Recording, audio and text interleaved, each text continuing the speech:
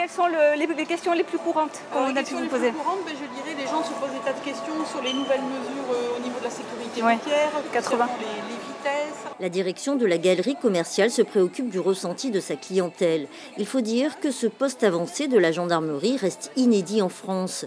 C'est une nouvelle version de la police de sécurité du quotidien, une démarche bien accueillie par les consommateurs. Certaines personnes doivent avoir certains préjugés sur la gendarmerie, donc ça leur permet vraiment de parler avec eux, de donner des infos et de ne pas avoir des infos erronées ou des on-dit, quoi. Ici, les gendarmes n'ont pas pour vocation d'intervenir, c'est en priorité le contact et l'accueil. Quand il a obtenu son diplôme pris en école de sous-officier, il part à l'école. À l'issue de cette école, il sera affecté dans une unité. Mais la gendarmerie espère bien aller au-delà du simple bureau de recrutement. C'est aussi renseigner, orienter les gens sur des menus conflits de voisinage, aussi sur des questions qu'ils pourraient avoir sur leur permis de conduire, sur le recrutement aussi, mais pas seulement. Voilà, il y a vraiment plein de questions et le but c'est de les orienter, de récupérer du renseignement si les gens ont envie de nous en donner aussi, et de désacraliser effectivement le gendarme. Cette grande surface n'a pas été choisie au hasard, c'est l'un des plus grands centres commerciaux de France,